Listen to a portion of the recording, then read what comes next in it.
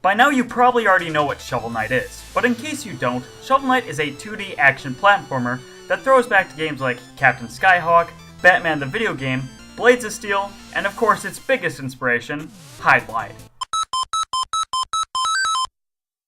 But the funny thing is that even though Shovel Knight borrows a lot of ideas from older classics, people really don't seem to criticize this game for being a ripoff of many beloved NES games. In fact, people don't seem to be hating on this game at all since they're already claiming that it's the best game of 2014.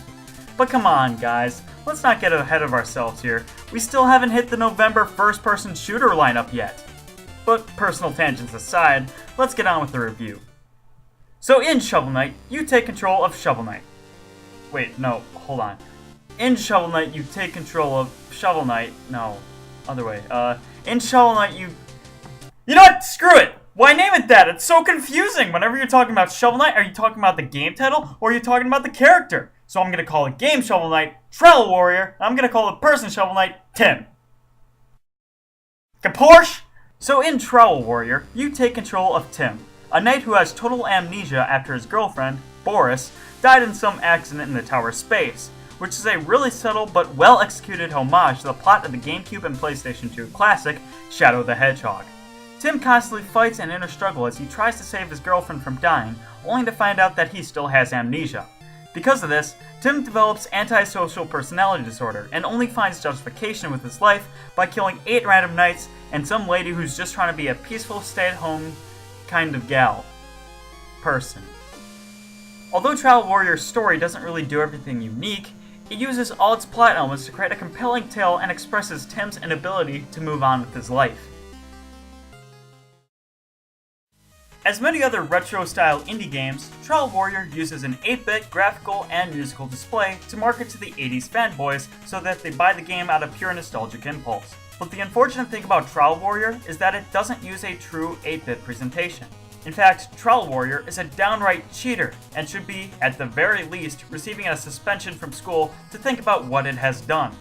There are many more colors on screen than the NES could have processed at one time, and is frankly just trying to outdo other A+ titles such as Retro City Rampage, which makes Shovel Warrior nothing more than a show-off. And this would all be forgivable if this soundtrack wasn't also guilty. As many an internet viewer knows, the NES was only capable of playing a few tones of sound at one time, but the majority of the game plays at least 4 sounds at one time. It ends up backfiring against everything that the game was trying to achieve and doesn't fit under the nostalgic guidelines of the hardcore players. It's a disappointing sight to see, and it could have been easily avoided with more research done on the developer's part. But thankfully the gameplay doesn't try to be something more than what it's supposed to be. The level designs are quite marvelous, but where Travel Warrior falls short is the various glitches located throughout. For instance, there are some orbs located throughout the stage. These orbs are money stations, where you destroy them to get some extra cash. But sometimes a certain glitch happens where the money stations don't take damage, preventing you from receiving the collectibles inside.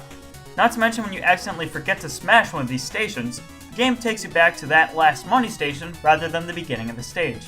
This can actually ruin the game by making it much easier, which creates unsatisfying exploits for speedrunners. Which brings me to perhaps Travel Warrior's biggest problem. It's the fact that the game is too easy. There really isn't a standout penalty system for messing up.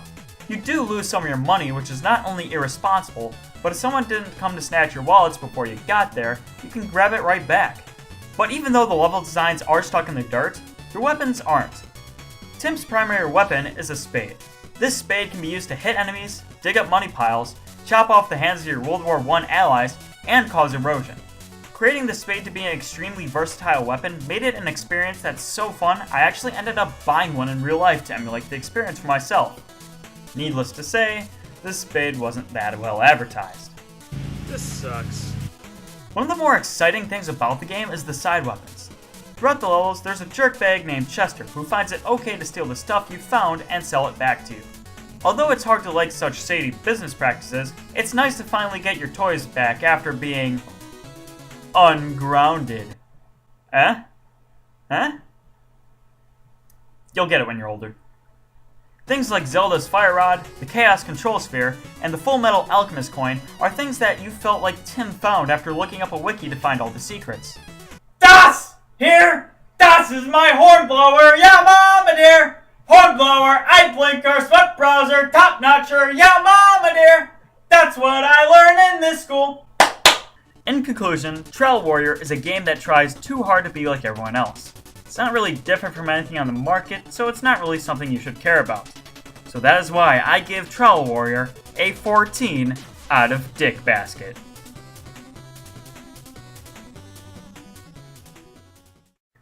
So just to clarify this before I mislead anyone, yes, this was a joke review, and yes, Shovel Knight is definitely a game worth checking out. It's seriously one of the best platforming games you'll ever play, and it is going to be one of the best games of 2014.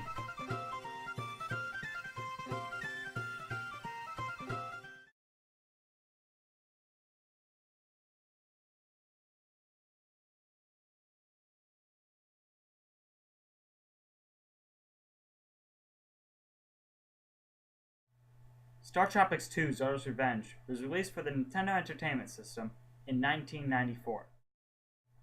However, only by looking at footage, I'll tell you that it doesn't really look or sound appealing to me. I'm sure the gameplay could be good, but until I actually play it, there's no telling, so we'll save that for another time.